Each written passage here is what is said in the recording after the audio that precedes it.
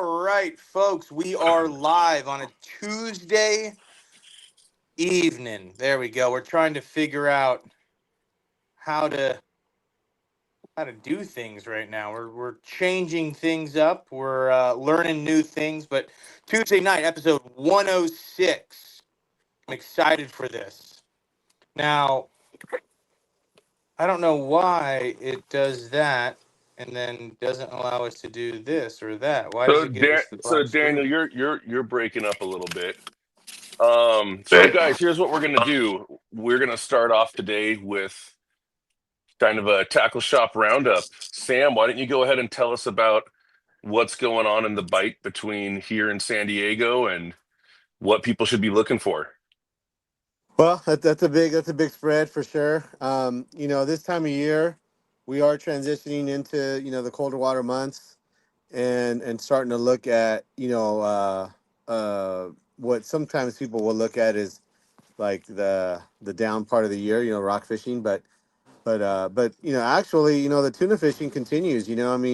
So right now, when you're going to be booking a trip, if you're going half day boat fishing, I would say most of your fishing is going to be bottom fishing.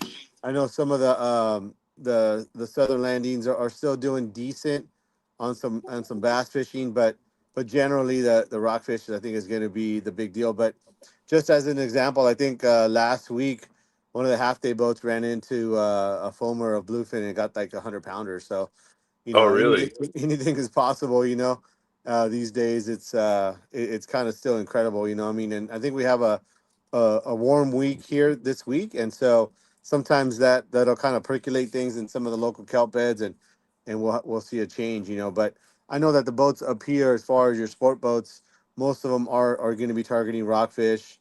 And so if that's kind of where you're going to be at, more local fishing, half day boat fishing, I think that's what you're going to be going into. And that's probably going to even continue up here in the LA boats. I think for the most part, for even, a 3/4 day boat that's going to maybe go to Catalina or something like that. So it doesn't mean that they're not catching any yellowtail, or it's impossible to catch a yellowtail.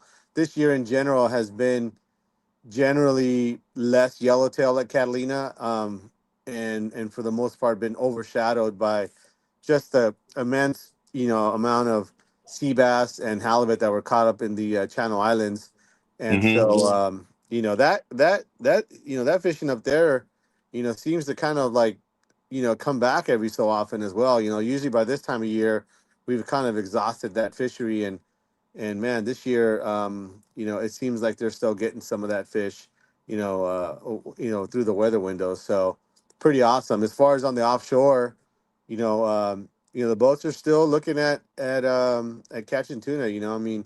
I think that the size of the fish is kind of all over the place. There's probably the mass majority of it is going to be in that like up to 20 pound fish. So like we would kind of characterize as schoolie fish.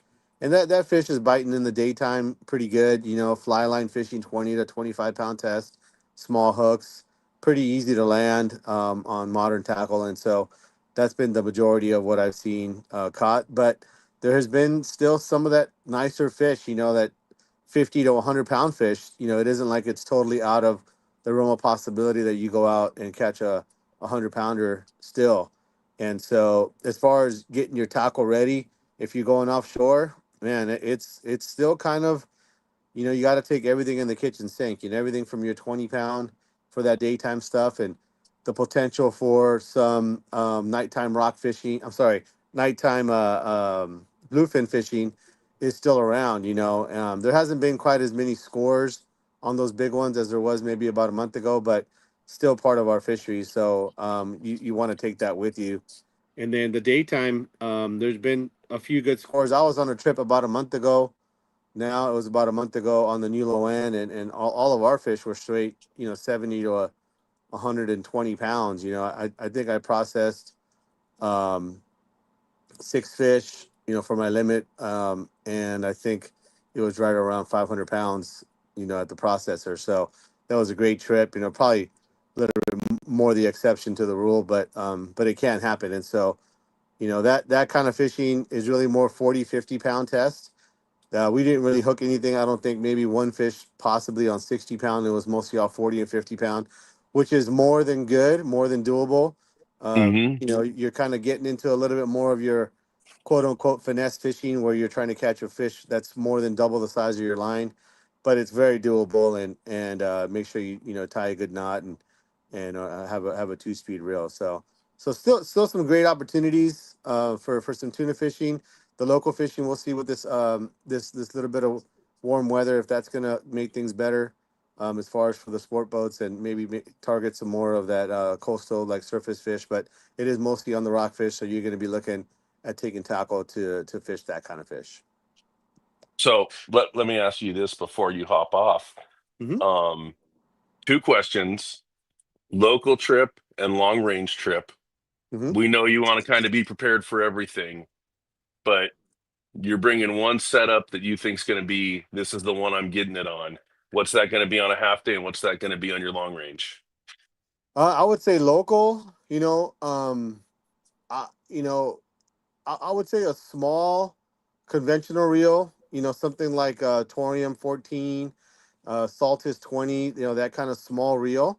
I would load it with 30-pound braid. I think that, the braid size has really kind of changed over the years. We used to 20 years ago, when we were fishing braid, 65 pound and maybe 50 pound was kind of what we put on everything that was Hmm. smaller than like a 2 speed, and so that's just how just what we were comfortable with, and that's what we fished, and it works just fine. But I think that with smaller reels and with bait casters, we've kind of seen that the 30-pound braid is more than strong enough to land 95% of the fish that you're going to hook locally.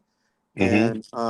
And that's the way to go. The other added advantage right now, to that smaller line, is especially this time of year, where our rock fishing depths are 300 and deeper. You're going to have to expect to fish potentially 500, 600 feet on a half day boat, and that skinnier line, braid, that is going to allow you to fish that deeper water with a little bit less weight. Meaning that, like, if you're going to fish, let's say, a normal reel with 65-pound braid, and do you want a big reel because you're going to be like winding on a heavy weight? Well, that 65-pound is going to require you to fish potentially 6 or 8 ounces more than you would fishing 30 pounds. So for me right now, a small reel like that, Interesting. Yeah, that's the way I've I would noticed do it. that that light line doesn't want to scope out quite as much. Yeah. Yeah. I mean, I take a dedicated rockfish outfit when I go fishing local, and I'm fishing 20-pound braid, which I would have never done that. 5 years ago, I would have been Well, like, no way, it's going to and break every time. if you have your drag set right, it's never going to break. It really isn't. I mean, once you get, let's just say you snag the bottom. Once you get tight and you're just pulling straight, no jerking or no sudden impacts, you're going to see that it's not that easy to break, and definitely, Mhm. a 2 or 3 pound red is not going to break it either. So Yeah, all you're and doing is gaining positives by being able to fish, not getting scoped out and being able to fish lighter jigs. Driftwood So, asks, is that because of line diameter? And the answer is yes, Hundred 100% because percent. of line diameter. Less diameter, less water pushing your line. And well, even the sink rate. there's that and the buoyancy of braid Right. in general. Braid is known to float more than believe its counterparts. Thus, yes, thicker diameter, more buoyancy. But also, Luke, that was a good point. I wasn't even thinking about the potential drag that it has in the water. Oh yeah. It's a huge difference. Yeah. Yeah. I mean, it's by half. If you're going from 50 to 20, it's by half. In fact, I mean, for me, this next year, I just because I don't really have a lot of rockfish trips planned already, but usually I'll fish at the beginning of the rockfish season in April, and we're fishing a little bit shallower water, but still up to about 300 feet. I mean, I'm gonna try to fish 15 pound. Which even right now Hmm. saying it sounds like crazy. It's like, you're like, you know, I mean, I don't know. I just never fished 15 pound. And so, but, if 20 pound works just fine, a little bit thinner should work even better. And, I want to fish lighter jigs, instead of Well, fishing a 300-gram jig or a 400-gram jig, maybe I can get away with a 150 or 120-gram jig. And I think that just kind of well, adds to the enjoyment. On that note, this is about the end of our tackle section. But I want to say a couple years back, me and my buddy were getting really into slow pitch jigging. We were doing it off of Catalina in deep water. And all the stuff you're talking about is all the stuff we were trying, like how light can we go? How light can we get our jigs and still keep them under us? Mm-hmm. And to kind of transition in out with Jamie and Evan a couple weeks ago in Baja, they introduced me to vertical speed jigging, which is a bit of a play on the slow pitch, Mm-hmm. kind of same jig, different gear. And I'm going to be in the shop talking to you about all sorts of stuff and asking you all sorts of questions soon, because Yeah, that's pretty awesome. I'm hooked on the vertical speed jigging now.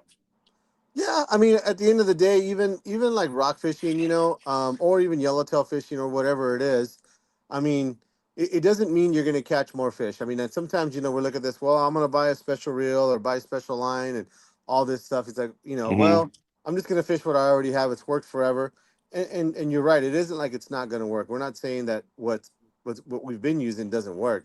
What we're saying is that it's a different approach. You're able to fish lighter gear, you're able to fish lighter weight jigs, and there are going to be some days where it does work better, it hooks more fish, but that's not really the rule. You want to go out there with the approach of it being something that allows you to have a different approach. It's just like breakwall fishing, like fishing heavy line or fishing full braid or even guys that fish just straight 40 pound. I know there's guys who just still fish straight 40 pound off of their bait casters, and part of that is because of the fish or the environment, but also it's a different presentation. So fishing that light line and fishing that speed jigging stuff, it's about offering a different presentation, and that's what it's all about with lure fishing is exploring that part of it. And I think that's what you're doing. And what's cool is I didn't need to get a bunch of new stuff. I got a new rod, and I Yeah. used my Fathom 25, and I used a bunch of jigs I already had for tuna. That's the other part of it too, is that now after 10 years of tuna fishing, pretty rare would be somebody who doesn't already have like 40 tuna jigs that they haven't Exactly. used. So, like, I'm not using necessarily all the proper gear, but I was able to transition into it Yeah. and get bid and have fun and see if I liked it. All right. Well, Sam, And yeah. thank thank you for coming and thank you for updating us. Thanks for being the first shop owner to do this segment with us, and we really appreciate you. Yeah, hoping we can do it Before again later summer, maybe next summer when there's a little bit more action going on. But I'm glad to help out whatever I can do, man. Well, what's cool, before is you like go, everyone's can always you fishing, right? How's that? Is what's cool is that everyone's always fishing. So even though it's not the most exciting time of the year, Oh yeah, people are still getting out there and they want to know what's up. yeah. And that jigging kind of like offers a new approach, and hopefully that gets people going. yes, and before you hop off, where is Island Tackle located? So we're in the city of Carson. We're just off the 405 freeway between the 110 and the 710. Our address is 21809 Avalon Boulevard, city of Carson. We're here Monday through Saturday, 10 to 6. Phone number is 310-707-1205. Thank you, Hey, Sam. and Appreciate Sam, you. when you hop off, if you want to type that in the comments, Okay, we'll pin it. you got it. I'll, Yeah. I'll do that. And then All I'll right. also come back through and I'll put it in the description as well. But Oh, cool. appreciate you, Sam. Thank you All right, so guys. much. You have a great night. All right, man. Later. Thank you. Bye. Bye. All right. So we are facing a few technical difficulties. Luke, I'm assuming you can hear me. I can. Jamie said he can't hear me, so we're figuring things out. So Jamie, why don't you log off and log back on again? Can you hear me? Yeah, I can only All hear right, yeah, you. go ahead and log off, log back on again. And yeah, by then we should be good Okay, to I'll try go that. because we're going to take a quick minute here and talk about what's been going on lately. So, Daniel, we just had the Tackle Express event. Yes. So we this past Saturday had the Tackle Express, Santa Clarita Tackle Express. Aldo from Boondock Baits held that, hosted it and worked it and all that stuff through all the channels. So thank you, Aldo, for that, and thank you, Tackle Express. Thank you, Chad, for hosting us and doing all that. So we appreciate that. A lot of fun. I will have to say it was a It was a good event, also a learning experience. I shouldn't say we, but myself, I don't go out and fish largemouth bass or, well, freshwater bass often due to the fact of the convenience of saltwater being in my backyard. So, after this show, it's kind of lit a little fire under my tush, and so I'm excited to potentially do a couple of quick sessions and runs to Castaic, maybe even do a quick half day rental boat, just to get back in the things with Castaic. You know, I used to do it a little bit more often. Caught a couple of nice 4-pounders out of there, almost 5-pounders. Still searching But for that 5. I know. The thing is, it's like my only bass over 5 is a white sea bass, which Which is a still croaker. counts. No, it doesn't. Yeah, It's croaker. it doesn't. No, it's not even shaped like a bass. Oh my gosh! All right, then Hey, I so can. I thought it was really cool meeting a lot of new people. It was a lot of people outside of our normal circle.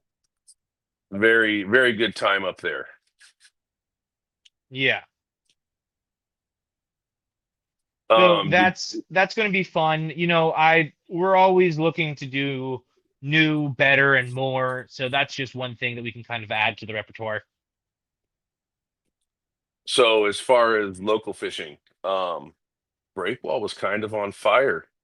We got we ended our night with 47 fish, almost hit 50. Oh, Really? there we go. The Now, shop address. what's the current hot bait at the wall? We got a little on everything. I'd say the fluke, the Texas rig fluke was doing pretty good, but it was kind of it was coming in waves. Like Texas rig fluke would stop biting, and maybe we'd start slow rolling a paddle tail, then they'd start hitting that. Then they'd kind of stop hitting that, and you move back to the Texas rig fluke. So Is there a size range that you're looking for? yeah, we were doing best on small stuff. It's just still they're liking small stuff and they're hitting it hard. We had a couple soft bites, but most of them were pretty aggressive.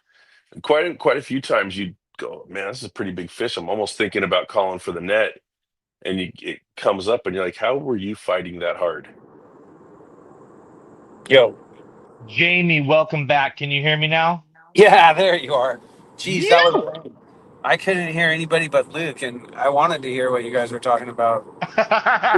Luke actually asked a bunch of good questions too.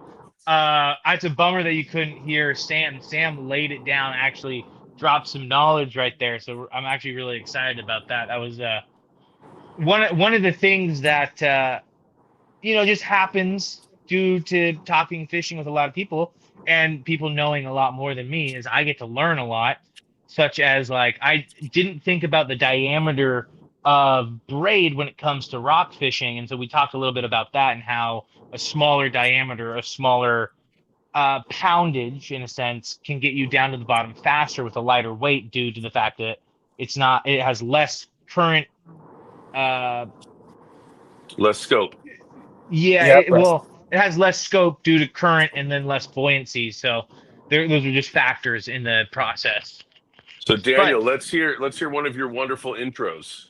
Jamie, I was just about to get to it. Luke, thank you for queuing it up. Welcome to Time on the Water Tuesday Night Lives. This is episode 106. We're happy to have you.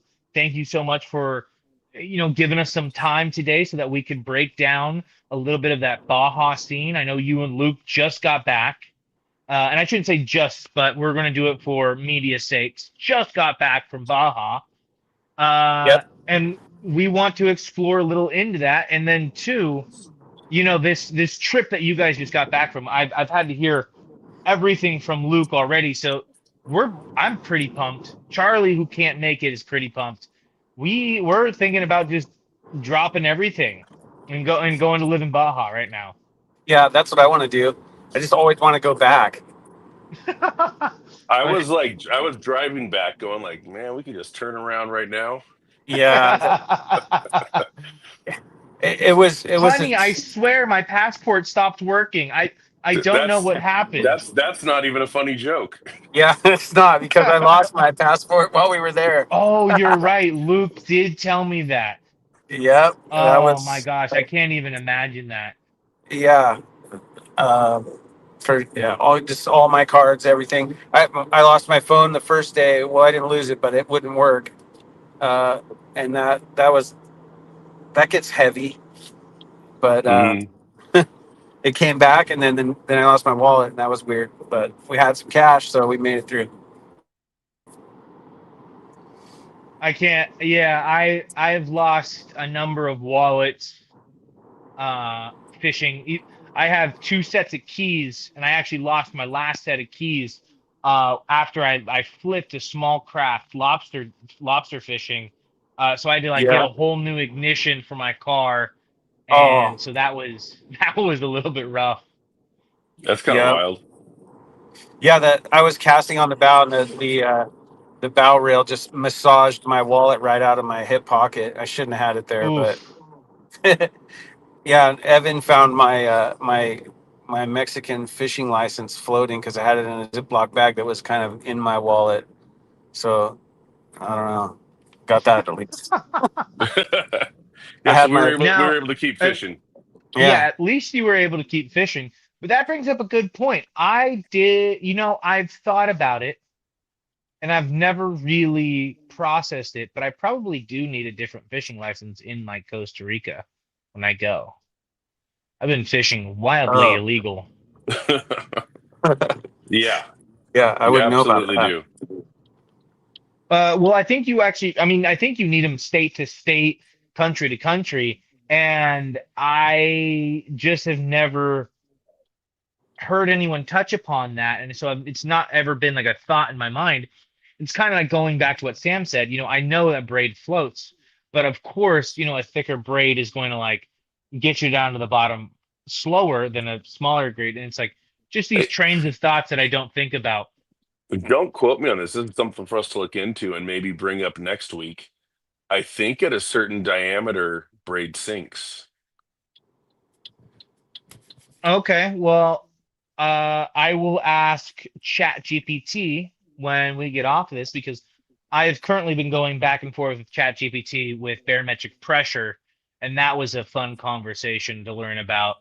Because apparently, as a So, bass fisherman, but as a fisherman in general, we're supposed to know about barometric pressure. So, so while you've been making friends with Chat GPT, me and Jamie were down in Baja slapping big fish. Yeah. I know on the braid thing though, it different brands. It matters brand to brand a lot. Like Hmm. on the braids, if they float or sink, hollow versus I was solid just core.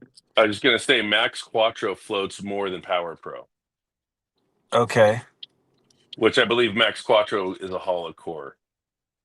no, it's solid. Max Quattro is solid. Yeah, you're thinking of hollow ace. That's their. That's Maybe their. that's what That's it is. Yeah. I yeah. I know on, fished that on one on. of my reels, I have a hollow line because it lays flatter on the reel. Oh And that one seems to float a lot more. yeah. all, all right, I'm gonna jump us in because we have a good question. What was your favorite thing to throw in Baja? So thank you for the comments for dropping down But questions. That's always going to be helpful to fuel. before Jamie even answers that, I'm in the middle of editing my Baja video right now. It should be dropping on Friday because it's 99% done. And right there in the intro, I say, "Hey guys, this is Jamie, and he's an absolute wizard with the metal jig." Yeah, Oh, I love this. yeah. I heard from Caesar that when they aren't going after they're not hitting the jerkbait that much, like a 170 jerkbait, which is pretty common to throw, that you should try the metal jig. They want some that swims tighter, and you could burn the metal jig back and get it to do what they want. But I thought I want to jig it a little, and I let it go down. I drop it down, so I'm constantly throwing free spool, dropping it down, just like walking a bait down the wall. But yeah, then burn it back a little. That metal jig, the one Now, I when was you using there, it was not a normal one though. It's a Williamson one that has like pre-bent curve in it, and then it hits the rock so many times it gets a lot more curve. But yeah, that Williamson Gomame was mine. What about you, Luke?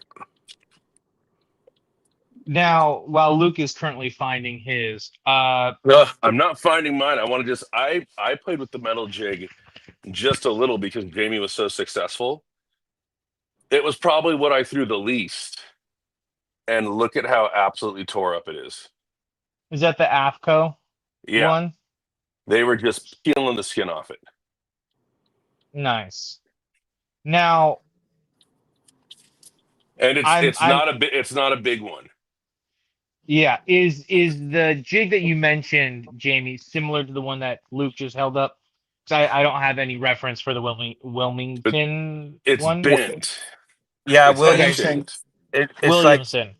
yeah, it's kind of curved in two different directions, like an S, like a flattened out S. Kind of like it's a little snaky Yeah, so if you bend hold it to like it. this, it snakes. And you can even see Yeah, this one's no longer straight.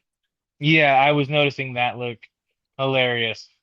But okay, so that's cool. Uh, but you're going to fish it in a similar manner. With that, I mean, you can cast it, sink it, swim it back, or swim it on the surface. Because you were saying that yeah, And you and he can and he fish it was surface, vertical but you jigging were with it. right. okay. Yeah, I try to cast parallel as much as possible rather than straight at the shore. But you could run it back slow, speed it up, throw it in free spool, let it drop down. And I would get bit all over that. All of those. You know, pause was always on, but burn it back, run it back slow. That thing was killing it. I got a I think really good one the trip before on it, so I was trying that. I believe on our last day, Jamie put 64 fish on the metal jig Oh in my in the gosh. day. In the day. 67, but 67, not six. Yeah, 67. Luke, Come on. get it right. What did I say? I said So 67. you said Oh, 66 no, and I a thought you half. said 64. Okay, 67. Yeah. So I have a question on that. How do you keep fishing after so many fish? I feel like I would be dead. Well, I had switched to. That's funny that you say that because all my gear was dead. Like the last Dude, rod it I was like had standing. breaking stuff left and right. And Yeah, not like negligently breaking stuff. Like just putting a hurting It's- on it. you make 1,000 casts, you're gonna test your gear, and I'm sure we're Absolutely. making. Yeah, and we were. It was kind of a blessing and a curse. We were forced to do more of the casting of the shore fishing rather than the deeper jigging on this trip because of the weather. We didn't have access to some of the really good deep jigging spots, so we didn't spend a lot of time on that. We Hmm. just kind of focused on where we could cast and had really good time with it. And it seemed even like we weren't necessarily going to where we wanted to cast. We were going to where the wind allowed us. Correct. Yeah. All right, Luke, give us a breakdown of, like a quick day by day of the trip. I'm actually going to go grab a cup of water real quick. Breakdown of the day by day. So, first day, trip got canceled, high wind. And I Yep. think we all kind of agreed if the captain doesn't want to if the captain doesn't want to make money today, it's probably not a day we want to be on the water Right. because Yeah, that his was whole supposed to be our first day, half day trip, our travel day bonus. but yeah, when the captain's going, I don't want to go out. I tend to agree. But day two, I mean, it's kind of all the days were different and similar at the same time. It's like every day we're doing the jigging when we can do it, and we're doing the casting when we can't jig. But I would really say day two stood out because that's when the weather came up. Oh, We that's ended up in large swell. Like yep. We paid. if the captain wasn't handling the boat so skillfully, I'd have been pretty scared. Like there was definitely, we're sitting down and the swell's over our head. And it was, yeah, it was a long, hairy ride back. Yeah, it was a tough crossing. That was Probably from, definitely the toughest crossing I've been in a boat that size. but that's when you got your mahi on the jerkbait, right? Yeah, it was before that crossing. Yeah, so that was actually day 3, huh? No, that was day 2 because day 3 was when Evan got the mahi but lost it. And You but know, day, it's an amazing trip when you're like, no, that was day 1, no, day 2, potentially day 3. yeah, but like I was thinking about the dinners. Remember the dinners? Like the first dinner was yellowtail and Cabrilla. cabrilla, and I got the print. Yeah. Okay, so And Dave, you do get to eat the cabrilla. I feel like people don't talk about eating cabrilla all that often. oh no, they're delicious. I would even say that you could say too many people are keeping cabrilla. Like Well, Oh, really? there's guys that will go out there and fill up the freezer on cabrilla. I would say we kept maybe 2, which is on the low end of what's kept out there, I think. I don't think there's a whole lot of people that don't bring fish back. Now, do you think that's going to burn out the fishery at all? I think that if you listen to Captain Hoel talk on a couple of the things he's been on, he talks about how it's bounced back because of conservation, but how it was definitely a lot more overfished in the past. Okay, that's cool. I've, I'm I've, glad I've heard that him that's a speak. conversation. I've heard him speak on that in a couple of videos. Nice. yeah, You we're know, happy. it's good to know that that conversation is being had. One, because you know we can kind of get ahead of it, hopefully, in situations, and you know learn from the past.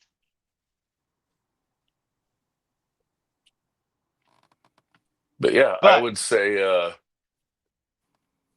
before I was before a this becomes a bummer, let's talk about the food situations because that I love good dinners.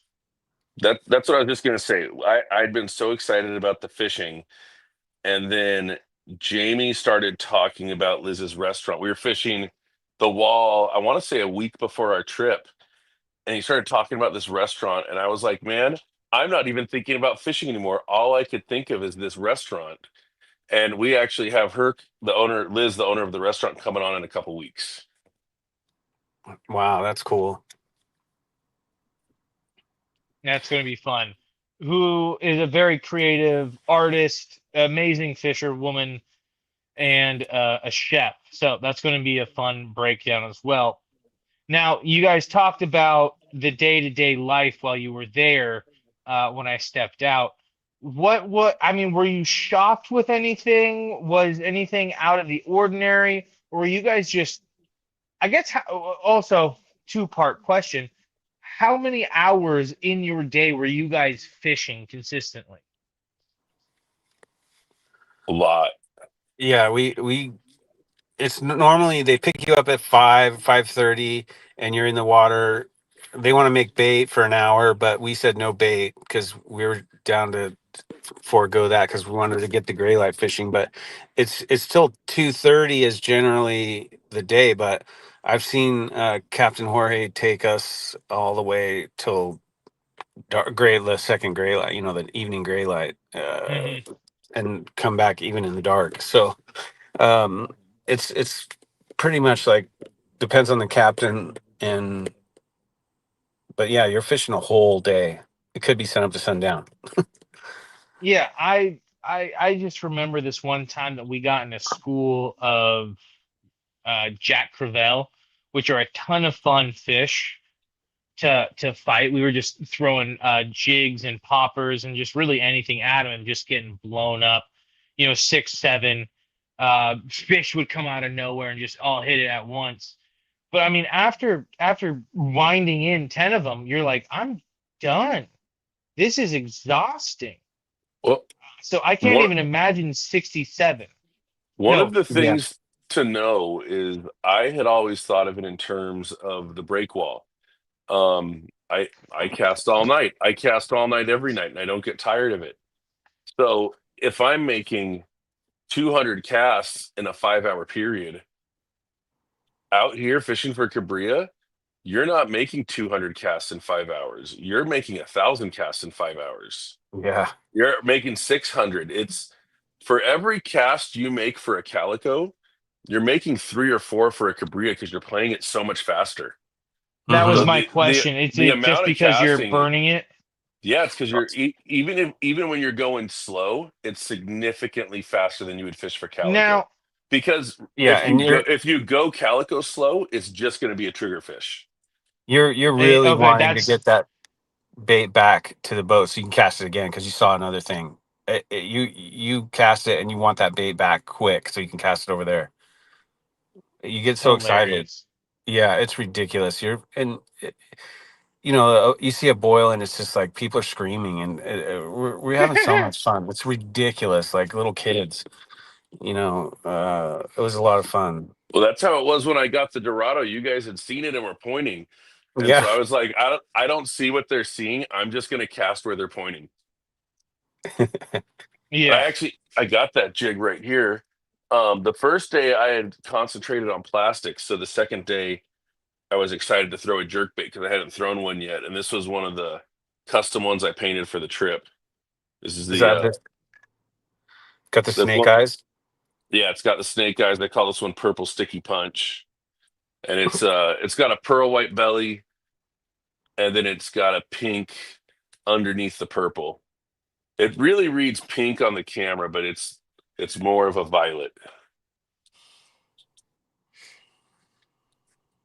But yeah, that got one cast, got my PB Dorado, and then it got retired. Dang. Now, I know Luke hates trolling. So Oh, I I hate mean, it so bad. did you guys even think about that? Is it genuinely all casting? Because I've gone on trips before where it's based the trip is rooted in tourism, so they just want to troll you around so that you can drink and maybe you might catch one fish and then it's like, oh, we went fishing. Trolling comes in when you're exhausted. Uh, it's usually Me an like the end hour of the in. day. Yeah, you're not functioning right. It's just like throw out the trollers. I can't do this anymore. And just sit there, and relax. I've only done that on a Tony Riz. I've not seen the captains suggest we troll in at Bay of LA from pongas. Well, that's good to hear because a lot of I would say a lot of my complaints are that I didn't get to cast enough. I didn't get to try things. We just sat there and then, trolled and, covered water with one long cast that I didn't even get to manipulate and play. Well, what's cool is I think, Jamie's done enough trips and I've done enough trips where we feel comfortable. We didn't have to address the trolling, but we feel comfortable saying, hey, we don't want to really fish live bait. We want to cast. Hey, you know what? Yeah, We're going to leave the big grouper gear in the hotel. We want to cast. If yeah. we get something big, it's going to be on the vertical. They'll their program is go make bait and put you on big yellowtail with the bait. If you could break out of that, that might be their form of trolling you around. It's like they want you to Hmm. do that because they know it's kind of a sure thing, and it puts fish on the boat. But we really had fun jigging them. It was so much fun. That was the previous trip. Just we experienced some pretty epic bites. Um, I went in July this year, and I just wanted to do it again here in October. So, uh, Now, is but there a difference in time? Is there more fish in when you went first? Is it a different well, fishery, the second time around? yeah, in July it was weather permitted us to go wherever, and it did seem like it was just really really on because every day we had spectacular fish. trophies every day.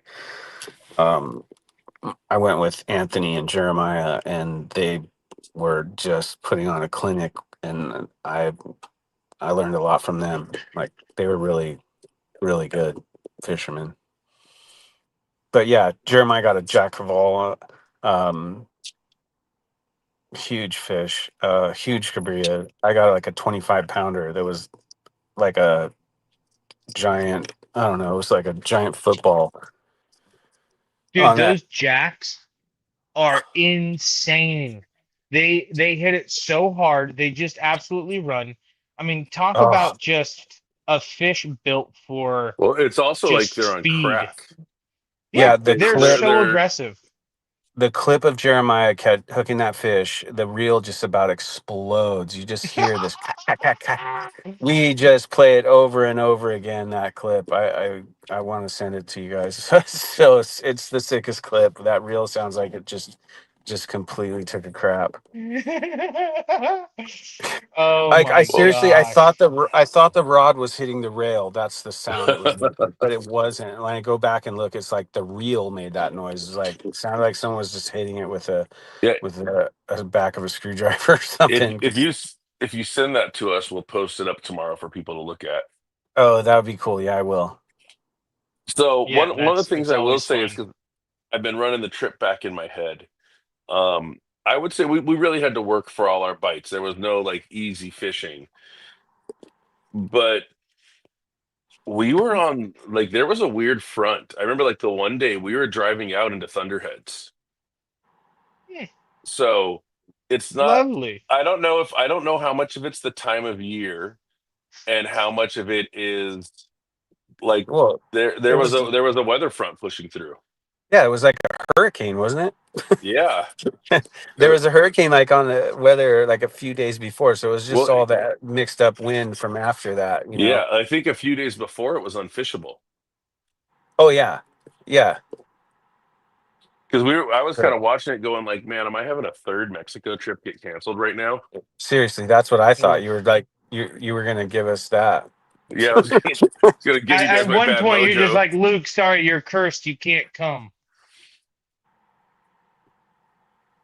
But so yeah, I don't know how much of it's the time of year and how much of it was that weather pattern, which again, you don't have those weather patterns during the summer, so it's a little more I don't want to say a sure thing, but it's definitely going to be a little more consistent in the summer, not having that adverse weather. But also, Hmm. man, it was nice weather. Like we were wearing sun shirts because just to keep the sun off us, but it was never really that hot. Yeah, it was a good temperature. Like you definitely That still had to make sure is you were keeping hydrated, but at no point were you like, man, I feel like I'm going to die.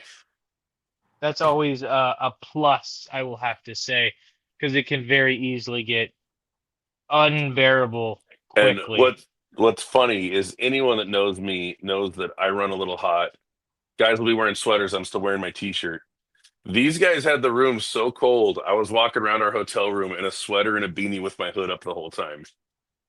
Hey, I It was want my just hotel room to be 60 it or was lower. hilarious. I'm sitting there in Mexico wearing a sweater and a beanie rigging rods. Stupid. But that's if the hotel has AC, that's how I want it. Hey, I and you want know it to what? be a freezer. I'm never gonna be the one who complains, especially when I got a sweater right there.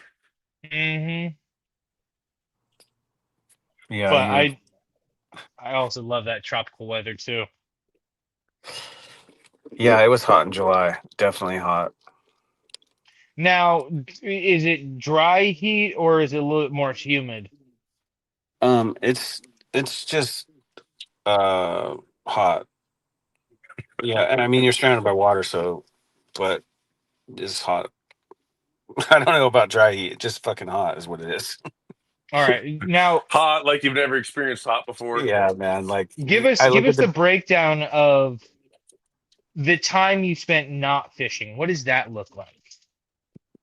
oh well, we would like wake up at 4 in the morning, start the coffee. Evan, it was a hero, and just was on that and get the Hmm. coffee going. Because you want to get your business handled before you leave the room, and if you wake up at the last minute when the ponga's sitting out front, you're not you might uh, you might get It's got. activated on the water, and you got to get your business handled, and that's the Mhm. goal anyway.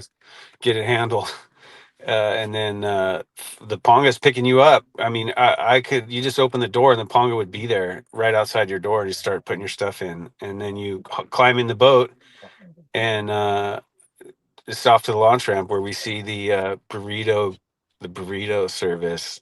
Evelyn. Oh, you guys got burrito. You got launch ramp burrito service. Yeah, Well, there's what were we like getting, That might be my Machaca? new favorite sentence right there. Oh, and your new favorite burrito. They were amazing. yeah, mini burritos are good, at the and then they have a whole when we were there wasn't a whole lot of pongas, but the first trip there was a line of pongas and they come up to the boat and it's the whole community's out there, making sure you got what you need and selling ice and you can get coffee, hot Oh, coffee.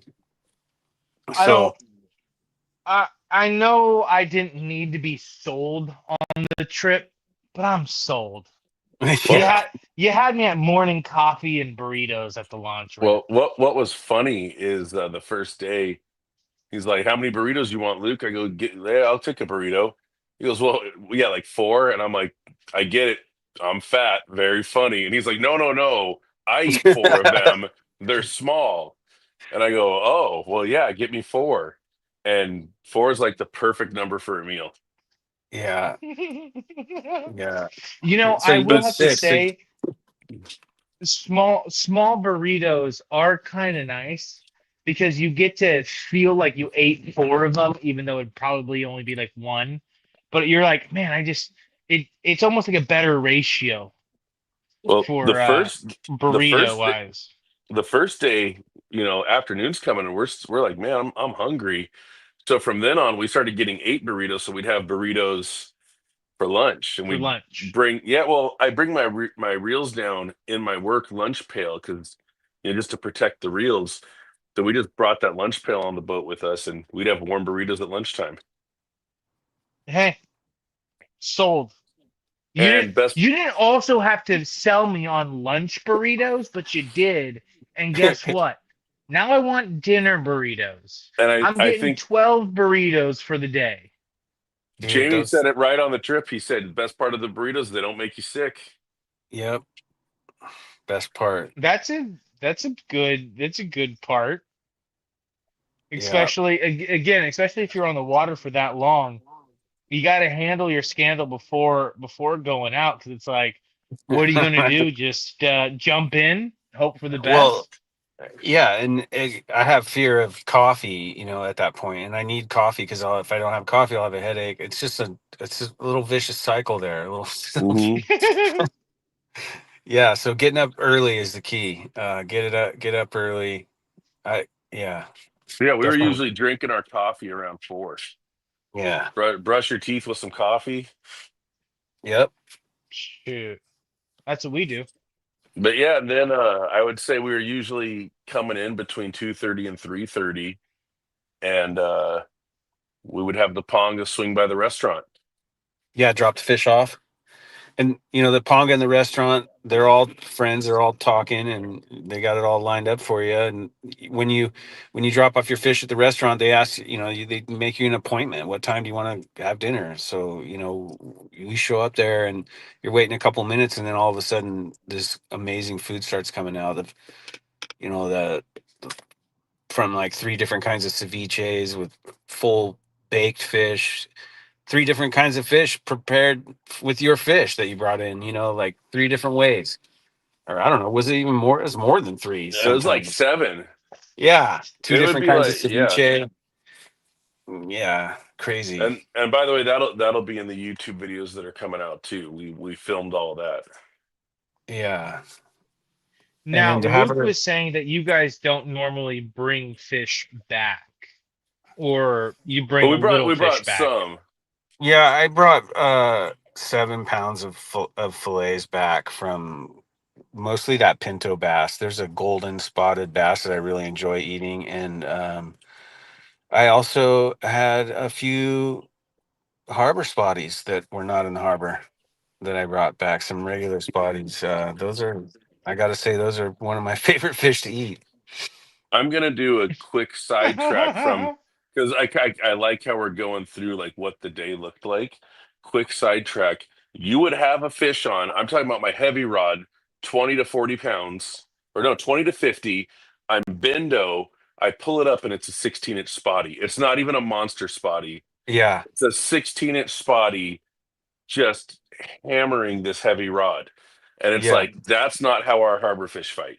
No, they're eating a solid diet of no gasoline and oil and Yeah. whatever else, piss and And stuff that boats drop and off in the harbor. and they're in that open current and there's Yeah. larger predators and they've got a Oh different yeah. mentality. They got to run from the 20-pound cabrilla that lives next door every day. Yeah, like you think they're mean here, they're really mean there. Yeah. Dude, that sounds like so much fun. I don't know if everything fights harder there or if The, you fight less I there. I can Like, believe the that it fights spotties harder there. the spotties certainly fought harder because I yeah. remember thinking I had a really big fish on it and when I got a 16-inch spotty and thinking about the rod that it was on, it was like this is crazy. It's like my heaviest swim bait rod. But yeah, so Yeah. we go drop off our fish and Make then our it was appointment. yeah, make our appointment and then they drive us back to the hotel and yeah, usually it's like take an hour to breathe. I would like to call my family and sit out on the porch and smoke a cigar, but then it's a Oh, lot of God. rigging. You got everything needs to be re-rigged. Yep. You Every can't you day. Oh, I'm assuming your leader lines have to be redone. So what break down a setup? Why not? that's actually where it gets interesting. I'd say we did things pretty different. Yeah. Uh and none of it's necessarily wrong. Like it all well, I mean there is stuff that we learned too where we're like this isn't working, what do we try? But it wasn't like, oh, we're doing things different. Yours is wrong, mine's right. We're doing things different, and they were both catching big fish. For the sake of the conversation, I'm going to assume Luke's wrong. Jamie, take the wheel. Yeah, my setup is like I like a Tranks 400 or 300 on my Titan. I fish a Titan. It's a long fall jigging, slow pitch jigging rod, but I like it for casting because it has a really slopey bend to it. And it provides a little give when I yank on the fish. It's not it just all the tackle gets tested so hard against the rocks, and you got a big one on and he's in a hole, something's got to give. So I like it to be the rod. And I usually fish 50-pound mono with a wire leader to my Really? jerk bait. Yeah, because I like a little bit of stretch in it. But this whole trip and the trip before, I was just fishing the 80-pound fluoro instead. I switched away from the leaders. I still had them ready to go, and I had my reels rigged up. And I also like a little slower retrieve reel because I get really excited, and I think that the slower reels work really well. So I fish a Corrado 300, also with it actually has a Tranks 500 handle on it, and it's just perfect. I Hmm. could bomb it really far. I could dial it in, and then it has that retrieve that I like. I think it's like a 6.3. That's the magic spot for me. I Um, was I was scoping out that reel a couple times. I really liked the modified handle. yeah, the Tranks 500 handle really fit that good for this because it can't be too much for casting, but I can't do a double paddle handle, Hmm. not with a cabrilla, not a big one, not. And especially if the gear ratio is high, that's real thing. That's I heard C's talk about. If it's a big fish, you can't turn the handle. Hmm. I Yeah.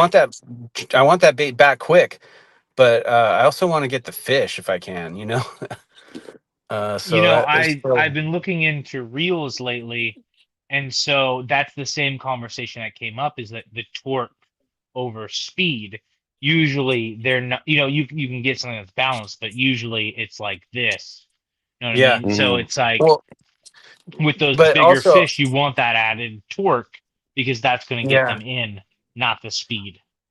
but I did find on this trip that the 5.8 tranks, the slower tranks, that one, if I cast that, if I make a really bomb cast, the wind is going to scope the line out too much.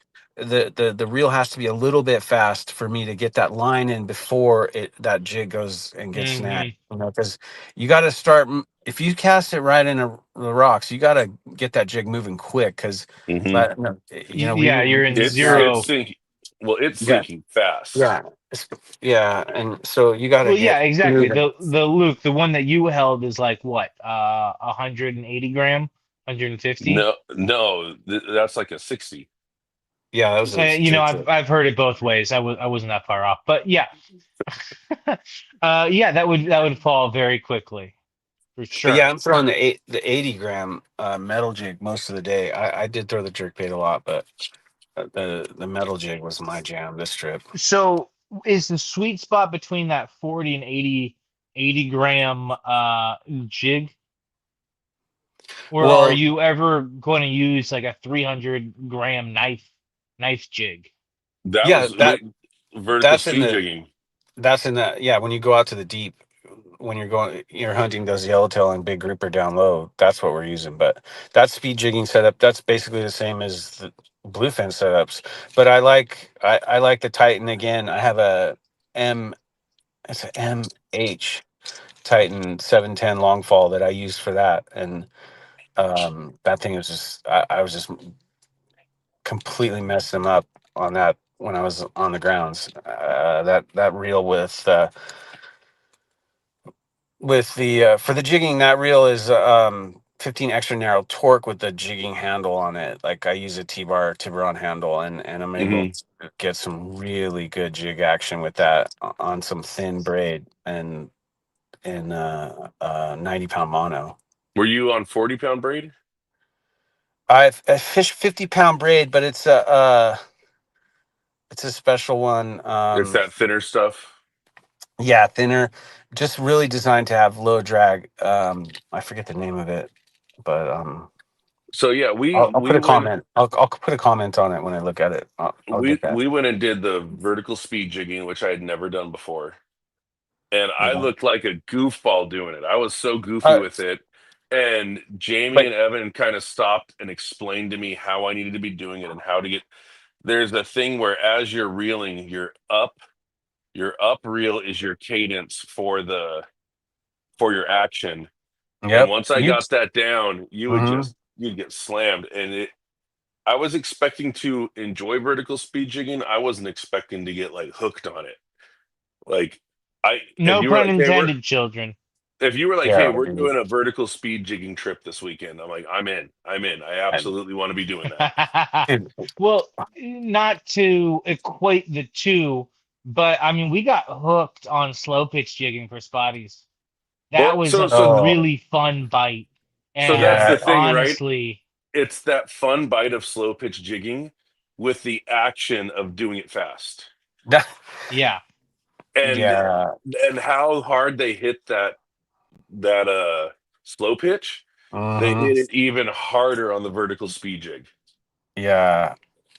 Yeah. And when it's a big yellowtail, it really makes you think. But you So we would have a get good hit by question. real quick Yep. before you do the question, you would get hit by a pinto bass, Yep. which is smaller than a calico, and it would take you maybe two or three cranks to go like, oh, it's not a monster because Yeah. it hits it so hard. Yeah. And then you just got to wind up a trash bag. Oh my Like gosh. yeah, those things they open their Yeah, mouth and it's just they spin the whole way. It's like yeah, just get your workout in. 300 meters or 300 feet. I mean, Yeah, but they're delicious. Hey, can't complain with that. Yeah, those things are great table fare. They last a long time in the freezer. Like I pulled one out with snow all over it, and I was like, "Oh, this is gonna be crazy." But that thing cooked up nice. It was a year old. Forgotten about. That's a good fish to bring home and eat. so what's the question, Daniel? So we have two questions. The first question is from VCF 59. Uh, are the long fall rods like the slow pitch rods where the fight is all real, no rod?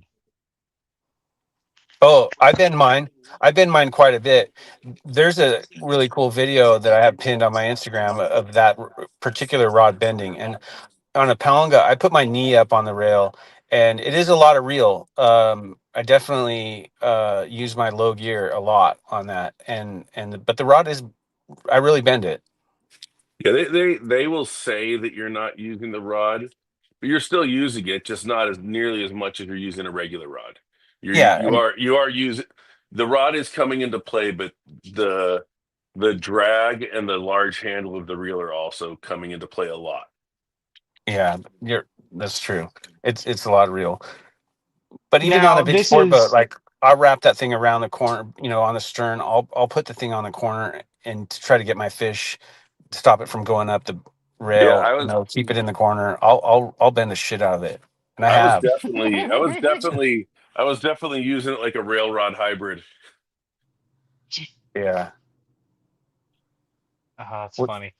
So Peter Flores has a fun question, and I know my answer, but if you guys catch a record calico or largemouth, would you keep it or release it?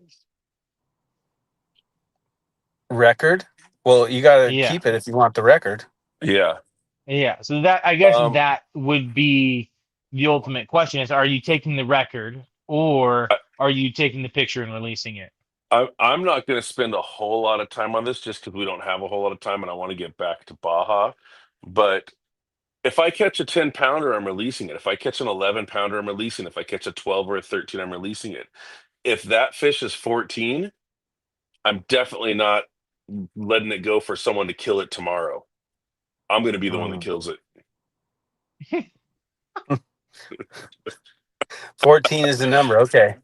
Yeah. Yeah, Yeah. that's where Luke's buy off is. Well, if Yeah. if Yeah. I catch that fish, Luke's probably going to be there, so that'll The he'll same, have to he'll have, honestly. he'll Well, have to help me with that. we We're making fish we tacos. We're gonna try the oldest calico in existence. Oh, last year we released well over 2,000 fish. We had one 6 pounder that we couldn't get to release. It kept turning on us. George, our buddy George Dinks, he turned it into fish tacos. So we've got a really high release rate. yeah, that We one got can released into hot oil. we catch a 14 pounder. We've got a high enough release number where it's not going to hurt our percentage. You That's know what I cool. haven't done is I haven't tried a good fish and chips recipe with calico. I think a record calico would probably be my beer battered fish and chips recipe. It would definitely be something. They're like, "Hi, we're with the IGFA. We want to come and check your fish." You're like, "Ate it." Yeah. I actually cooked it on the boat, sent it to a taxidermist that night.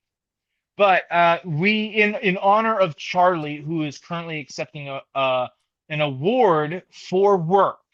Charlie, who is You got the beloved award by for the sickest ass fool. yep, who is beloved in the community, is also, go figure, loved in his community at work. So he uh, has done such good work. They are giving him an award, and he didn't let us know what it was. So we're just assuming that it's for the coolest guy award. And so he is all, which is why he's not here today. But in loving spirit to Charlie, Jamie, we're gonna go through quick rapid fire of your PBs because we do gotta end it soon. Calico, Sandbass, Spotty, and then give us a Baja special. Yeah, Cabrilla and Yellowtail. me? Yeah, what are your Oh, sure. PBs? My PB yellowtail is a 35. My PB tuna is 211. Ooh, I casually don't just have. slapping that one in. Okay, pretty cool. Oh, you didn't ask about that, did you? That's That all was right. No, but I Just after love Gill and Gut, it. by the way, for so it's for probably 25. Subtle forget brag, but I about like it. I'm gonna forget trade that about for Spotty because I've never measured a Spotty. I said forget about what Daniel asked you. Just tell us your favorite PBs. Yeah, Yeah, that that works out that too. cabrilla, that 25-pound cabrilla is definitely my favorite. That's it. And then the smallest one. I caught a lot of small ones that I was really enjoying. But yeah, it's got to be my favorite. the big cabrilla, the really big one. Have It you was just gotten a gold spotted. one yet? No, I haven't gotten a gold one. I haven't even seen one. Dude, those things are Uh, beautiful looking. yeah, and my PB calico and sand bass is 23 inches. I think I got a 24 once, but I was like, I don't know, it might have been a 23. I never weighed them. I only put them on this measuring tape because that's all I had on my boat. Well, that works for us. That's pretty Right rad, on. though. Luke, how much did you say a 23-inch fish weighs? You know, it's all give or take, but I'd say 23-inch is somewhere between like high fours and potentially high sixes. Okay. I can see it being above 4 because my 19 was borderline 5. But, Okay. you But know, in that it 4 to 6 depends. Like you range. can have I've had bigger ones like that not weigh as much. So like I said, Yeah, I but I have caught when I say some. high fours, I'm talking like almost a 5. But Yeah, we've also I've had a caught some 17. spotties that were long and We just also had a no 17 belly. inch. We had a 17-inch 5-pounder on the boat once. Yeah. It was crazy That's what looking. they used to call me in high school. And All right, yeah, that favorite. is going to wrap it up. So Right on, guys. in honor of the end of this episode, I gotta say, Evan's not on here. Yeah, But Evan. me and Evan had never met before the trip. We met the morning of the trip while we were loading up the truck.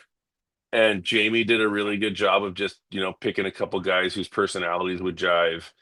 And, here we are. And Jamie's sitting in the back, and me and Evan are driving down to Mexico, never having met before. And just I wouldn't have wanted to do it with any other people. Like the three of us absolutely had a blast. And Yeah, what a bunch of good personalities meshing. Evan is a total sweetheart of a man, and I'll tell you what, I fish with him so much that I don't like fishing without him. How about that? That is a sweet response. Yeah, the dude's a True hero. friend. He's a hero for me. He's got Mhm. a bitchin' little kid and wife. So let's go, Evan. Right on. In loving spirit of Evan and Charlie, you guys all have a wonderful night. Same place, same time, and that's gonna end Hey, it. Right on. and Actually, Charlie's in the comments right now. Charlie just commented. stay Thanks. tuned. Ick fool. Friday, the first video drops, first of 3. Right on. Thanks for having Right me on, on. guys. Thanks for coming Much on. love, guys. Ciao. Wait.